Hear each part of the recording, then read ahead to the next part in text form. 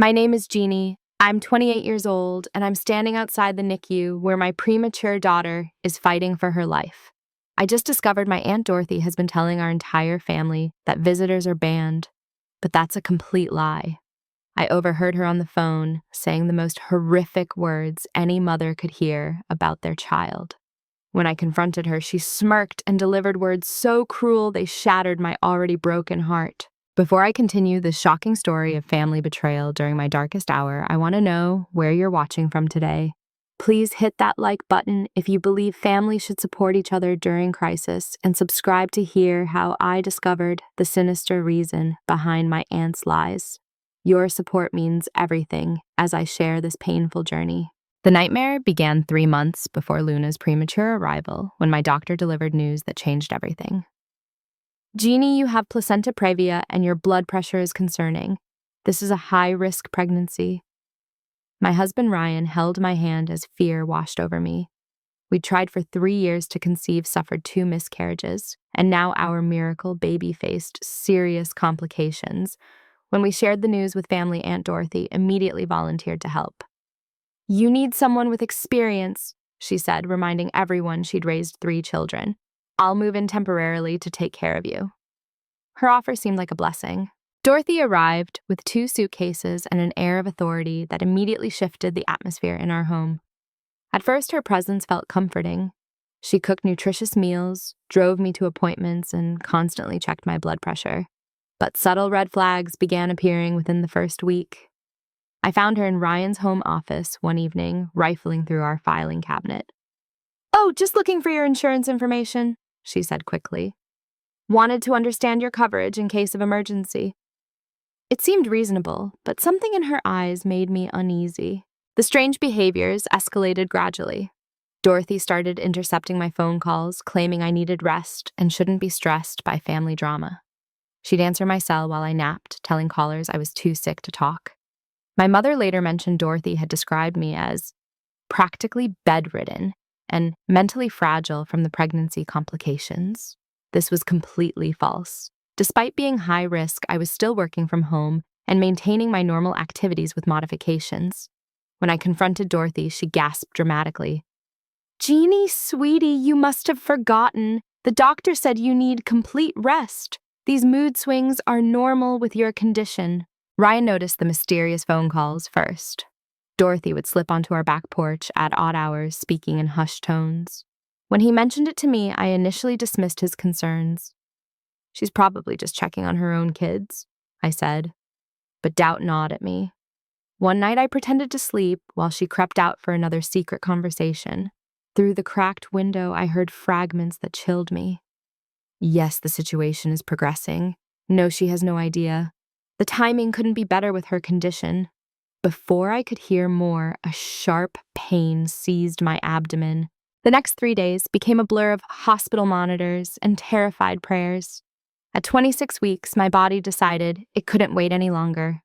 Dr. Martinez's face was grave as she explained the emergency C-section couldn't be delayed. "The placenta is separating. We need to deliver now to save both of you." As they wheeled me into surgery, Dorothy clutched my hand with tears streaming down her face. "Don't worry about anything except that baby. I'll handle everything else." Her words seemed supportive, but looking back, they held an ominous undertone. Luna arrived weighing just 1 pound 15 ounces. The NICU team whisked her away before I could even see her properly. The next hours passed in a medication haze, but I'll never forget my first real glimpse of my daughter. She was impossibly tiny, covered in tubes and wires, her skin almost translucent. The neonatologist, Dr. Kim, didn't sugarcoat the situation. "The next 72 hours are critical.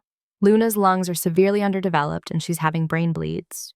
We're doing everything possible, but you need to prepare yourselves for any outcome." Dorothy maintained a facade of perfect support during those first terrifying days. She brought me pumped breast milk, storage bags, comfortable robes, and even a journal to document Luna's journey. But cracks in her performance began showing.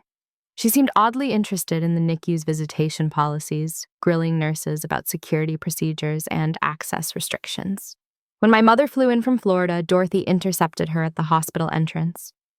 Mom arrived at the NICU 2 hours late, frustrated and confused. Dorothy gave me directions to the wrong wing, then the wrong floor. She insisted visiting hours ended at 3 when the nurse says they're open until 8. The sabotage escalated when other relatives tried visiting. Dorothy volunteered to coordinate everyone's schedules, then systematically provided incorrect information. My sister Grace drove 3 hours, only to be told I'd requested no visitors that day. My best friend Anna received a text from my phone, which Dorothy had accessed while I slept, saying I needed space, and would contact her when ready. Each incident seemed like a miscommunication until the pattern became undeniable. My cousin Melissa, Dorothy's daughter, arrived on day 4 with an enormous gift basket and an even bigger smile. Her concern felt performative as she peppered me with questions about Luna's prognosis and our insurance coverage. Mom told me you have excellent benefits through Ryan's job. Thank goodness for that, considering the NICU costs. She photographed every card and flower arrangement, claiming she wanted to document the support for Luna's baby book. But I caught her zooming in on the sender information, particularly noting who sent monetary gifts. By the end of the first week, Luna had survived the critical period but faced a long road ahead. She needed respiratory support, feeding tubes, and multiple medications. The doctors prepared us for a months-long NICU stay. I lived between two worlds, the sterile beeping environment where my daughter fought for each breath and the increasingly toxic atmosphere Dorothy created around our family support system. My exhaustion ran bone deep, making it harder to process the growing evidence that something sinister was happening. Dorothy's final act that week revealed her true intentions. I'd asked her to update our family group chat with Luna's progress. Instead, she sent a dramatically different message. Ryan's sister forwarded it to him, concerned by its tone. Dorothy had written, "Jeannie is struggling severely with the reality of Luna's condition. She's in complete denial about the baby's chances and lashing out at anyone who suggests she needs psychological help. Please give her space while she processes this tragedy. I'm doing my best to support her through this inevitable loss." Reading those words while sitting beside Luna's incubator, watching her tiny chest rise and fall, I felt the first flames of rage pierce through my grief. The revelation came through my mother's tearful phone call 2 weeks after Luna's birth. "Jeannie, I need to tell you something about Grandma Rose. She's been diagnosed with terminal cancer. The doctors give her 3 months at most." My grandmother, the matriarch, who'd built a successful restaurant chain from nothing, was dying. Through my shock, Mom continued with information that suddenly made Dorothy's behavior crystal clear. "She's been updating her will. The estate is worth more than we realize, Jeannie. We're talking about $8 million between the properties, business assets, and investments." Dorothy had positioned herself as Grandma Rose's primary caregiver with calculated precision. While I'd been managing my high-risk pregnancy, she'd moved into the guest room at Grandma's estate, claiming she wanted to help during this difficult time. What I didn't know was that she'd been poisoning the well, telling Grandma elaborate lies about each family member. My mother discovered this when she visited unannounced and overheard Dorothy on the phone with Grandma's lawyer.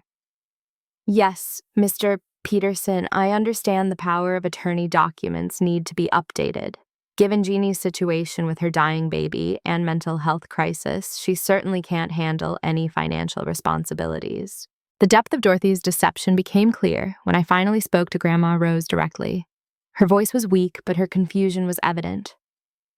"Jeannie, darling, Dorothy told me you didn't want to see me anymore.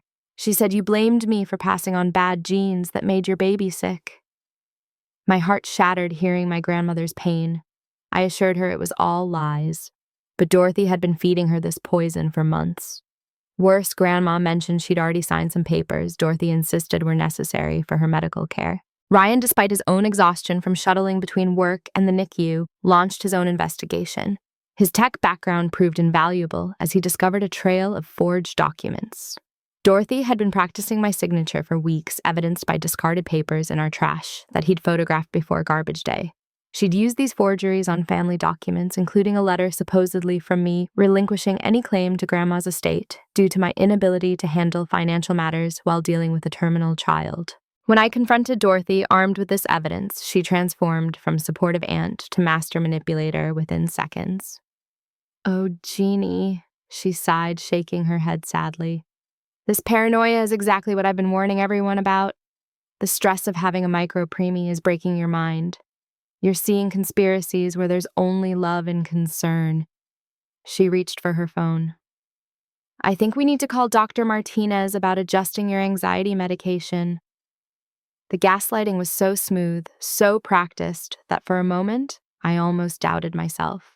Melissa amplified her mother's campaign by spreading increasingly vicious rumors through social media and family channels. She posted concerning updates about my mental state, always couched in false sympathy. Please pray for my cousin Jeannie. The NICU journey is breaking her in ways we never expected. She's making wild accusations against family members who only want to help. Classic sign of postpartum psychosis.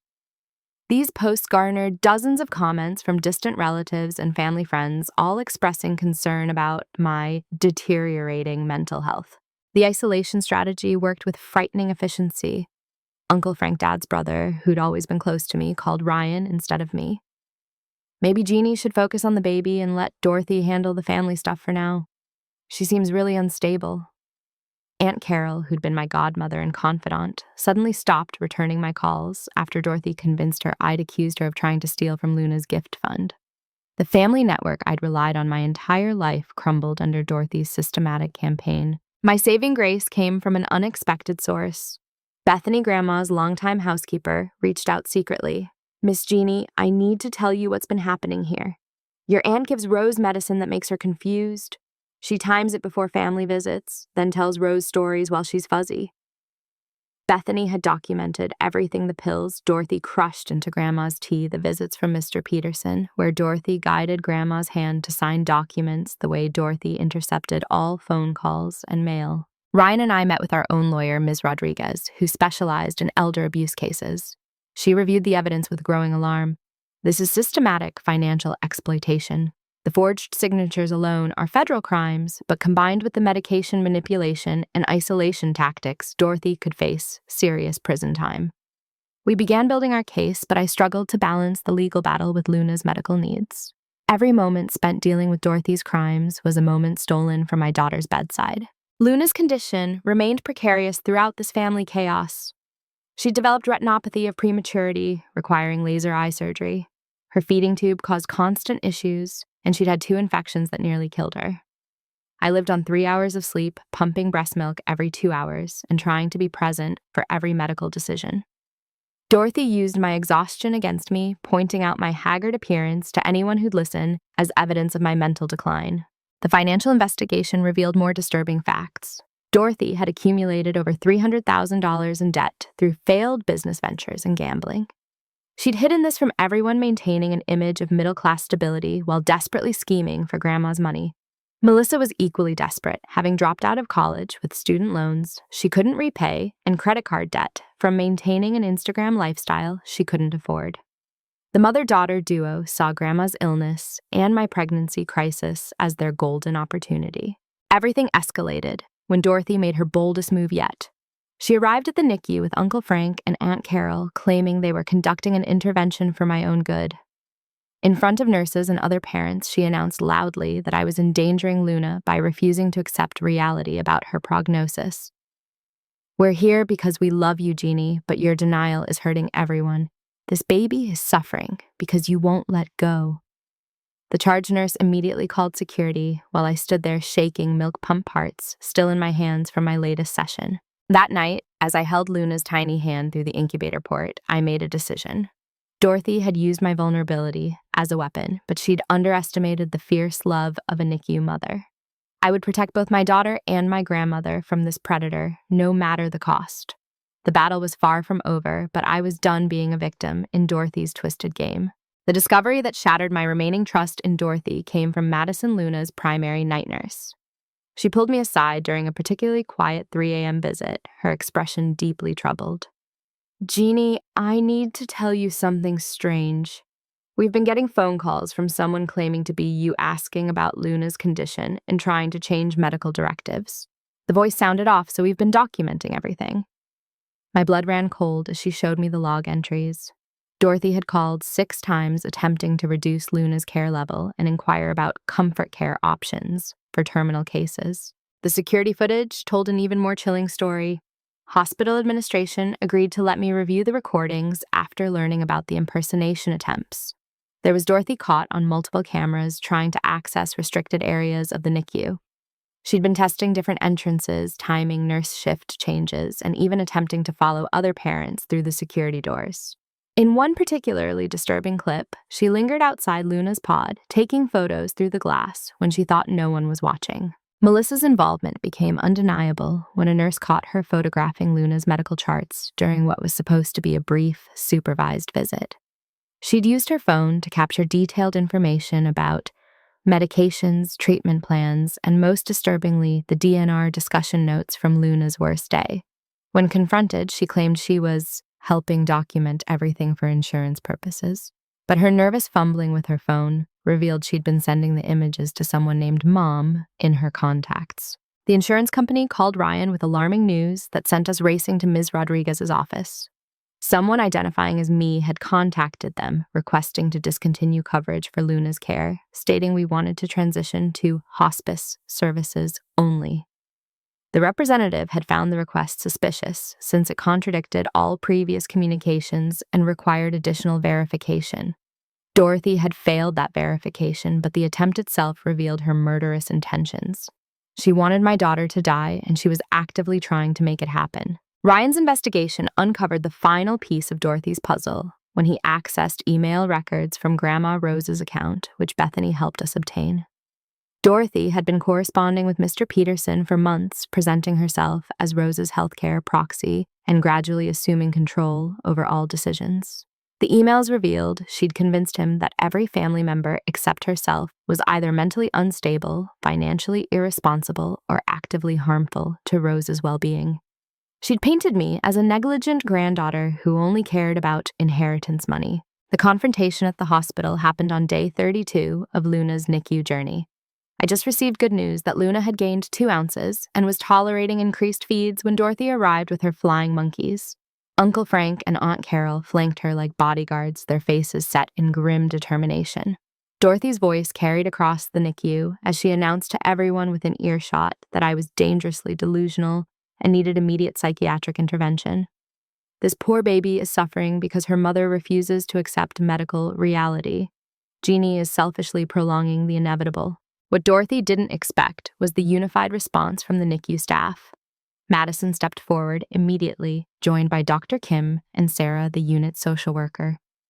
"Ma'am, I'm going to need you to lower your voice and step outside. This is a healing environment, and your behavior is disruptive to all our families." When Dorothy tried to push past them toward Luna's incubator, security arrived within seconds. The sight of my aunt being escorted out while ranting about her rights as a concerned family member would have been satisfying if it weren't so horrifying. Sarah, the social worker, became my unexpected ally in documenting Dorothy's pattern of interference. She'd been observing the situation for weeks, noting how Dorothy's visits corresponded with my elevated stress levels and Luna's setbacks.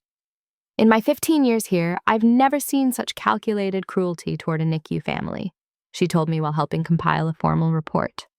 She'd kept records of every incident from Dorothy's attempts to bar visitors to her efforts to access restricted information. The evidence files grew thicker by the day. We discovered Dorothy had been recording our conversations, hoping to capture something she could twist into evidence of my instability. Ryan found a recording device in the diaper bag she'd gifted us disguised as a battery pack. She'd been building her case for months, creating a false narrative where I was an unfit mother clinging to false hope while my baby suffered. The recordings, when we listened to them, actually proved the opposite. They captured Dorothy's lies and manipulation attempts. Uncle Frank's confession came after security removed Dorothy from the hospital. Shaken by what he'd witnessed, he finally listened when I showed him the evidence. "She told me you were spiraling, Jeannie. Said you'd accused the nurses of trying to harm Luna, that you were seeing conspiracies everywhere." His face crumpled as he realized how thoroughly Dorothy had played him. "She showed me text messages from you that were completely unhinged. I never thought to verify they were real."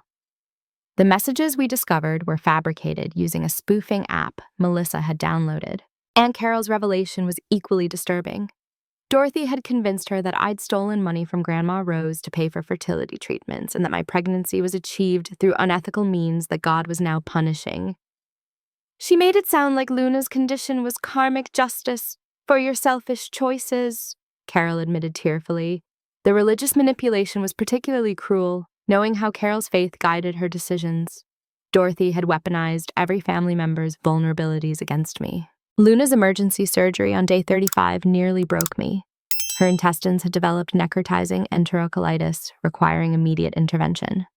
As they wheeled her tiny body to the OR, Dorothy sent a group text to the entire extended family. "The baby is dying. Jeannie's stubbornness has led to unnecessary surgery that will only prolong the suffering. Please pray she comes to her senses before it's too late." The cruelty of timing this message during my darkest hour revealed Dorothy's truly evil nature. But Luna survived because fighters run in our family, just not the kind of fighting Dorothy understood. As my daughter recovered from surgery, I prepared for my own battle. Every document was copied, every recording backed up, every witness statement notarized. Dorothy thought she could use my baby's fragile life as a weapon against me. She was about to learn what happens when you threaten a mother's child. The email chain Ryan discovered at 3 a.m. changed everything.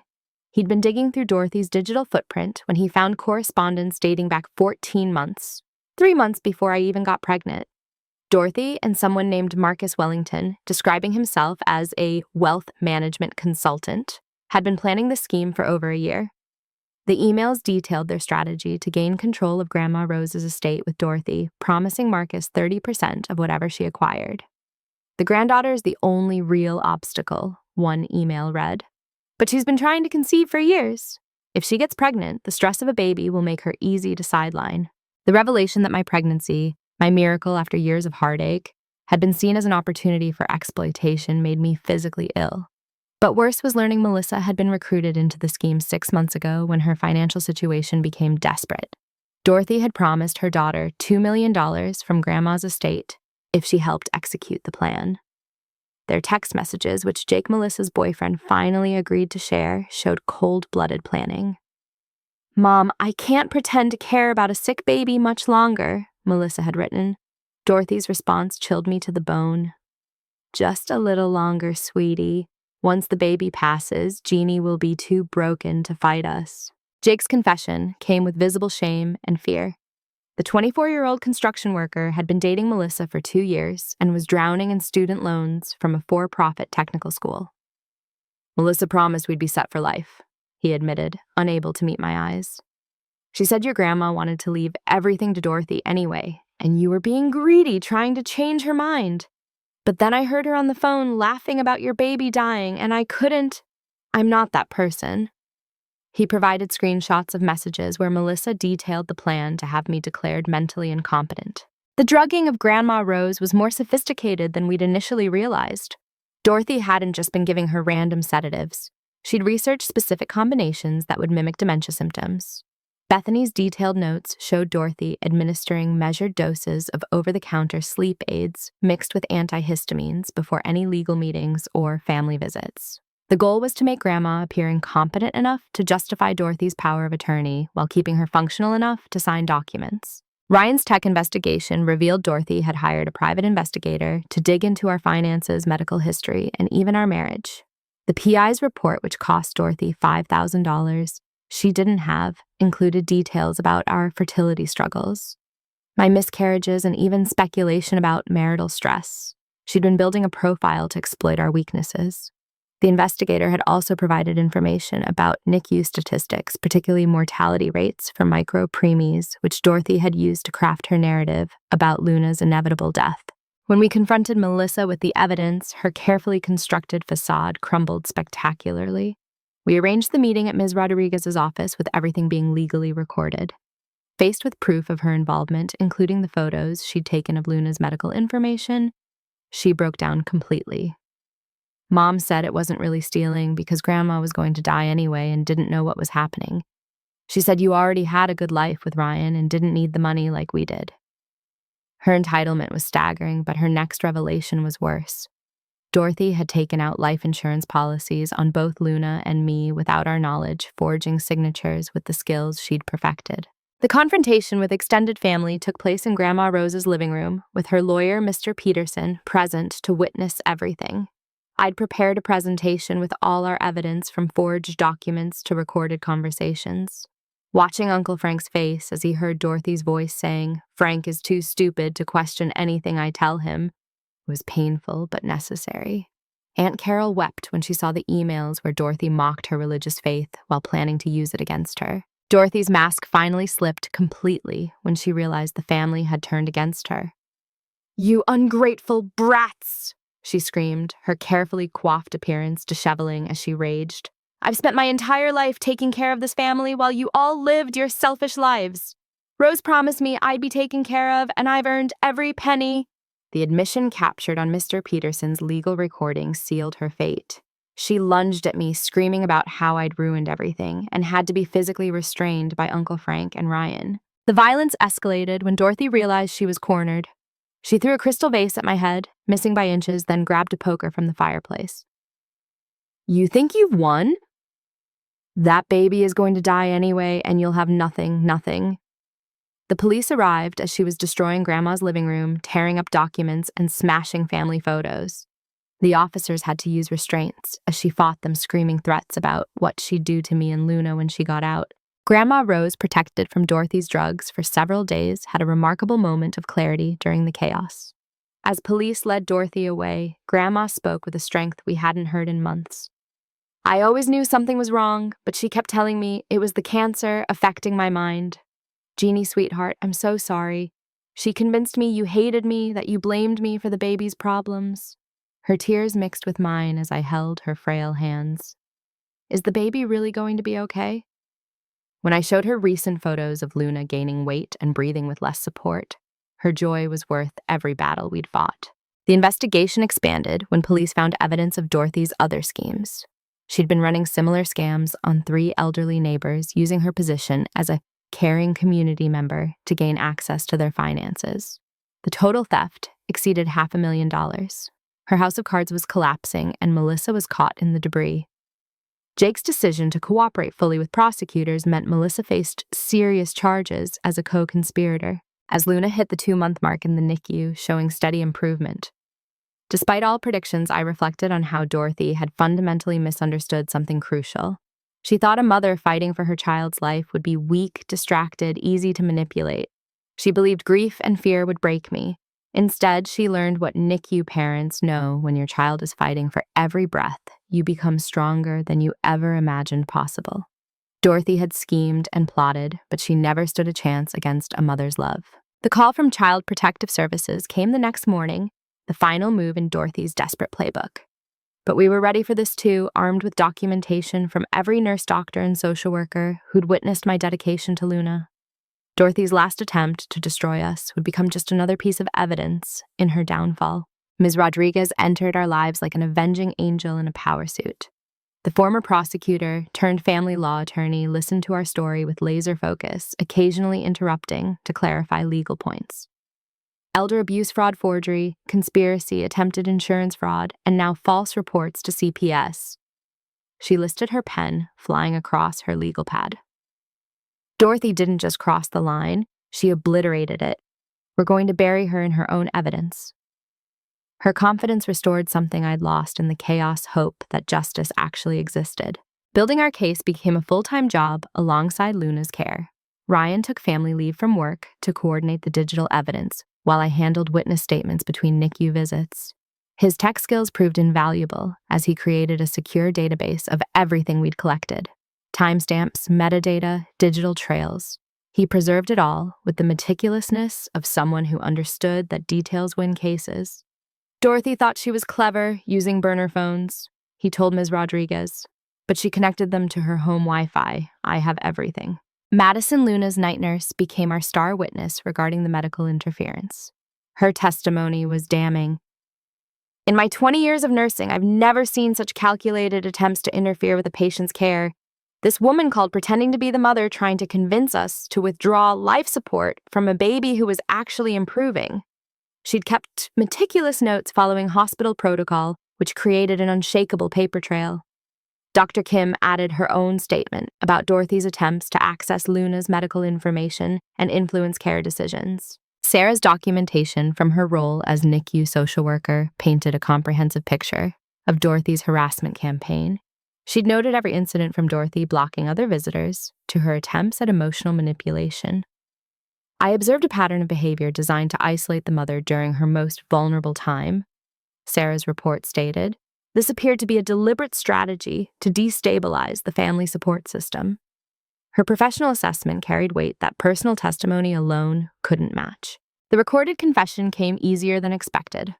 I visited Dorothy at the jail, wearing a wire with full legal authorization. Her arrogance, even behind bars, was her downfall.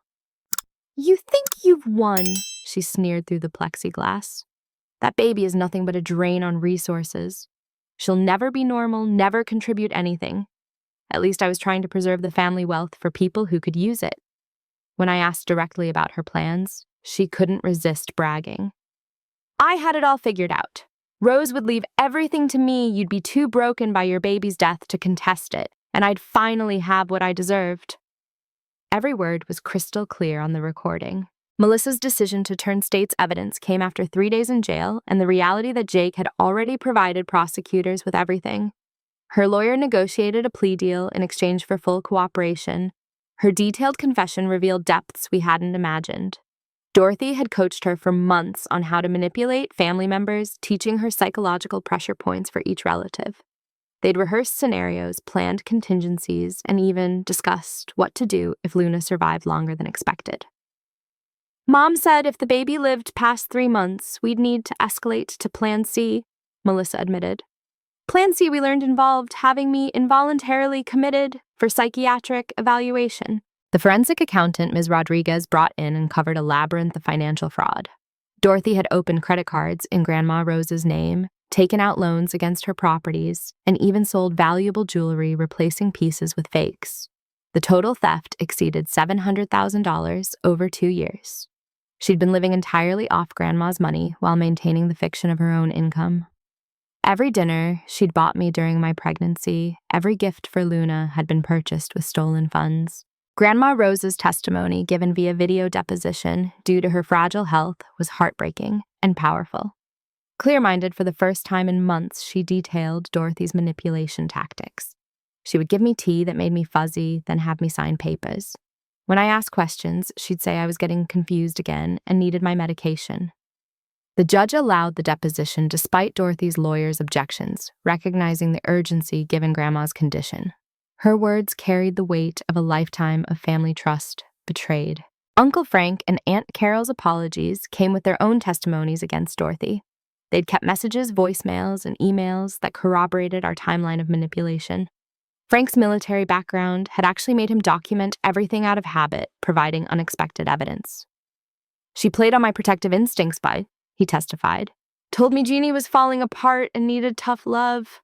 I should have trusted my niece, not the sister-in-law, who was always asking to borrow money." The revelation about the life insurance policies sent the case federal.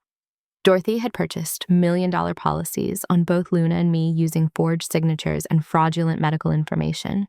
She'd been paying premiums with Grandma's money, listing herself as beneficiary. The insurance fraud investigators who joined our case were horrified by the implications. "She was essentially betting on a baby's death," one investigator told us. "In 30 years, I've rarely seen anything this cold-blooded." Ryan discovered the final pieces of evidence in Dorothy's cloud storage, which she'd foolishly linked to an email account he managed to access. Screenshots of NICU mortality statistics, research on inheritance law, and most disturbingly, searches for "how long do micro-preemies usually live?" and "untraceable poisons for elderly" made her intentions undeniable. She'd been planning multiple murders, seeing my family as nothing more than obstacles to wealth. The day Luna finally came off the ventilator, breathing on her own for the first time, was the day prosecutors officially filed charges against Dorothy. 18 counts, including attempted murder, elder abuse, fraud, forgery, and conspiracy. Melissa faced 6 counts with her plea deal. As I held Luna, feeling her breathe against my chest without mechanical assistance, I knew we'd won the most important battle. Dorothy had expected Luna to die, had banked on it, had tried to ensure it. Instead, my daughter was proving every day that she was stronger than anyone who wished her harm. The real fight was just beginning, but now we had the law on our side. Dorothy's arrest made the local news with a headline that captured the horror perfectly.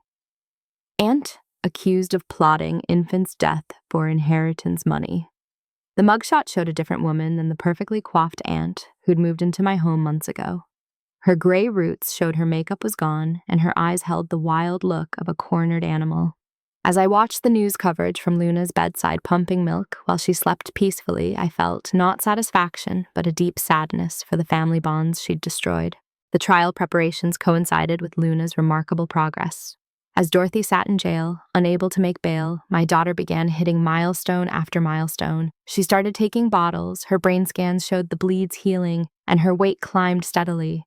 Every improvement felt like a victory against Dorothy's evil wishes.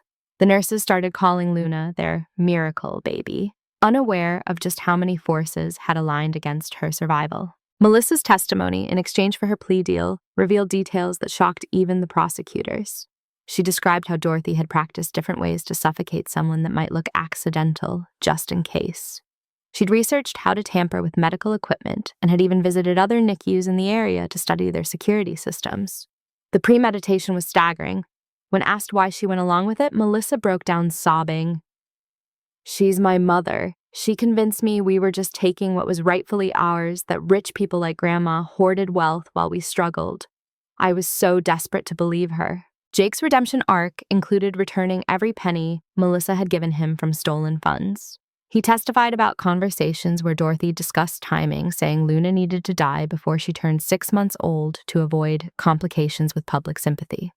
He'd recorded several of these conversations after growing uncomfortable providing crucial evidence. "I grew up poor, he said on the stand, but my mama taught me right from wrong. This wasn't about money anymore. It was about murdering a baby." Dorothy's courtroom behavior sealed her fate. Despite her lawyer's best efforts to control her, she erupted multiple times.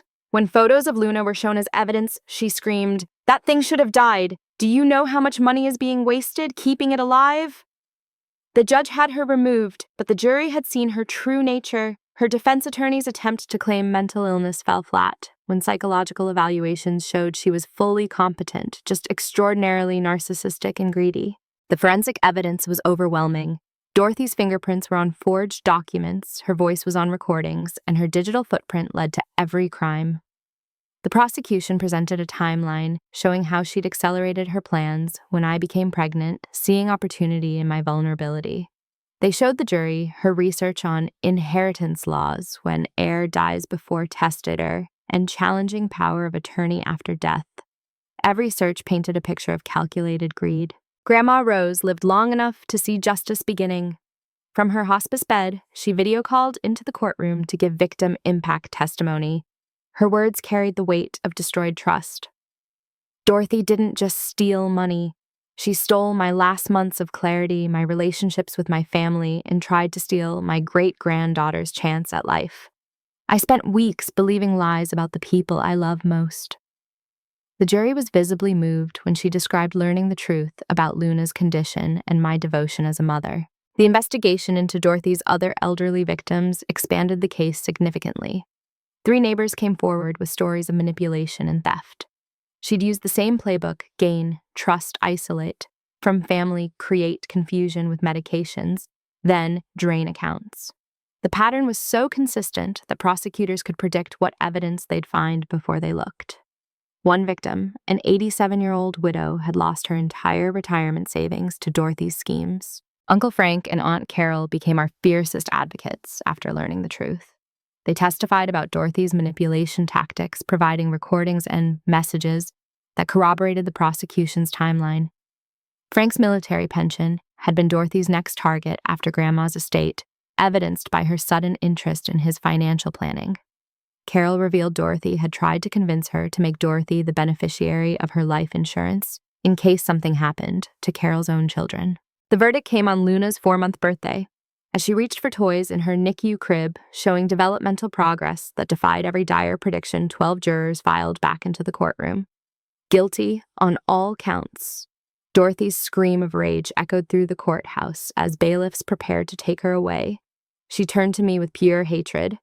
"That baby should be dead! You ruined everything!" The judge added contempt charges for her outburst. Sentencing brought a measure of justice that felt both satisfying and hollow. Dorothy received 25 years for the combined federal and state charges with no possibility of parole for 15 years. At 58, she'd be 73 before she could even apply for release. Melissa got 3 years probation and 2,000 hours of community service, specifically working with elder care organizations to educate about financial abuse. She was also ordered to pay restitution, though. Given her financial situation, Grandma would likely never see those funds. The aftermath revealed more victims and more pain. Dorothy's ex-husband came forward with stories of similar manipulation during their marriage. Her older children, whom she'd been estranged from for years, shared their own experiences of her greed and cruelty. The detective assigned to the case told me they'd likely never find all her victims. Some had died, others had dementia, and many were too ashamed to come forward. Dorothy had left a trail of destruction spanning decades. Luna came home on oxygen and monitors exactly 1 week after Dorothy's sentencing. As I carried my 5-pound warrior out of the NICU after 143 days, I thought about the future Dorothy had tried to steal from us. Every breath Luna took without assistance, every ounce she gained, every milestone she reached was a testament to the power of fighting for what's right. Dorothy had bet against us and lost everything. Dorothy's first letter from prison arrived 6 months after Luna came home. I recognized her handwriting on the envelope and felt my chest tighten with familiar dread. Ryan wanted to throw it away unopened, but I needed to read it. The contents were predictably unrepentant pages of blame accusations and twisted justifications. She claimed I'd stolen her rightful inheritance, destroyed her life, and that Luna's survival was unnatural. I filed it with the others that followed unopened as evidence of her continued harassment. The restraining order Ms. Rodriguez obtained ensured Dorothy would face additional charges if she continued contact. Melissa's journey toward redemption began with genuine remorse. She completed her community service ahead of schedule, speaking at senior centers about the warning signs of financial elder abuse. Her presentations were raw and honest, detailing how her own mother had recruited her into crime. Desperation and family loyalty can blind you to evil, she'd tell audiences. I convinced myself we were victims taking what we deserved. Instead, I became someone who plotted against a baby. She'd break down during these talks, and many seniors would approach her afterward with their own stories of family betrayal. Luna's first birthday defied every medical prediction Dorothy had researched in her morbid planning. My daughter, who was supposed to die or live with severe disabilities, crawled across the living room to grab her smash cake with determined hands. She wore no oxygen, took no daily medications, and showed only minor delays that therapy was quickly addressing. The party overflowed with NICU nurses, therapists, and family members who'd rallied once they knew the truth. Madison brought Luna a onesie reading NICU Graduate and Thriver, which made me cry grateful tears. Grandma Rose lived to see that birthday holding Luna on her lap while my daughter played with her great-grandmother's pearl necklace. The estate had been properly secured with new safeguards preventing future exploitation. Grandma had decided to create a trust specifically for NICU families facing financial hardship, naming it Luna's Light. She passed peacefully 2 weeks later, knowing her legacy would help babies like Luna instead of feeding someone's greed. At her funeral, the entire family stood united, Dorothy's empty chair, a reminder of the poison we'd extracted. The NICU support group I started grew from 5 mothers meeting in my living room to over 50 families gathering monthly at the hospital. We called it Fighting Together, focusing on parents facing not just medical crises, but family betrayal, financial stress, and systemic challenges. Sarah, the social worker, became our professional advisor, helping identify families dealing with toxic relatives during their children's health crises.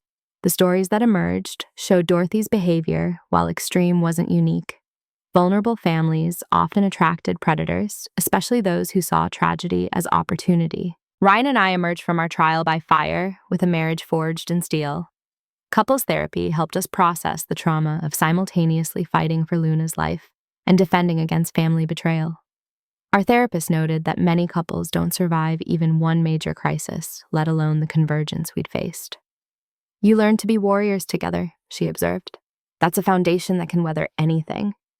We renewed our vows on Luna's second birthday with her as our flower girl toddling down the aisle with determined steps that reminded everyone how far we'd come. Uncle Frank became one of Luna's most devoted champions, visiting weekly with new books and toys. His military training had made him an easy mark for Dorothy's manipulation, but it also meant he took his failures seriously. He created a family security protocol documenting financial decisions and medical directives to prevent future exploitation. "I failed you once," he told me during one visit. "Never again." Watching him read to Luna, doing voices for all the characters, I saw the uncle I'd always loved, freed from Dorothy's web of lies. Aunt Carol's faith, which Dorothy had weaponized against her, became a source of healing for our family. She organized prayer chains during Luna's continuing medical challenges and created care packages for other NICU families. Her ministry expanded to include education about spiritual manipulation and financial abuse within religious communities. "Evil often comes wrapped in scripture and false concern," she would tell her congregation. "We must protect the vulnerable with wisdom, not just prayers." The financial recovery took years, but taught valuable lessons. Despite Dorothy's theft, Grandma's estate remained substantial enough to secure Luna's future and fund the NICU Family Trust. We hired forensic accountants to trace every penny Dorothy had stolen, recovering some funds from hidden accounts. The process revealed the importance of financial transparency and regular audits, especially for elderly family members. We now hold quarterly family financial meetings, ensuring everyone understands the protections in place. Jake and Melissa's relationship didn't survive the trial, but Jake remained part of our extended support system. He started a contracting business, specializing in home modifications for medically fragile children, often working at cost for families in need. "I almost let greed make me complicit in evil," he told me while installing safety rails in Luna's room. "This is my way of making amends." His testimony had been crucial in convicting Dorothy, and his ongoing commitment to helping families showed genuine character growth. Luna's development continued to amaze her medical team. By age 3, she'd caught up to her peers in most areas, needing only speech therapy for minor delays. Her fierce determination, evident from those early days, fighting for each breath, translated into a personality that tackled every challenge head-on. When she learned Dorothy had wished her dead, she processed it with remarkable wisdom. "Some people have sick hearts, Mama, but I'm too strong for their mean wishes."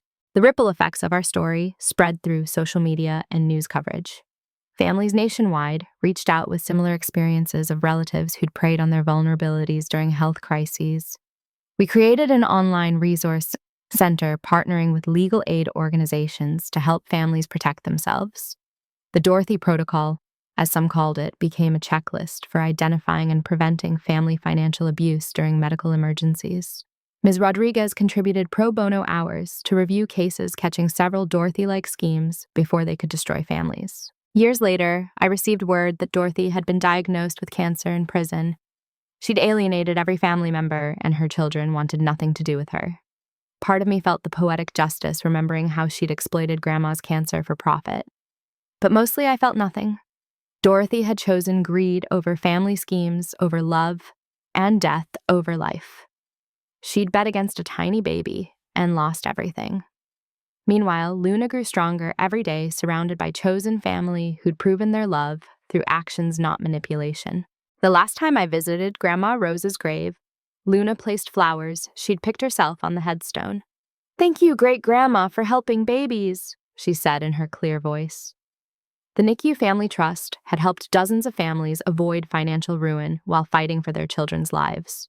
Dorothy had tried to steal this legacy for herself, but instead her evil had catalyzed something beautiful. Love had won, just not in the way any of us expected. Looking back, I'm grateful for the strength I didn't know I possessed.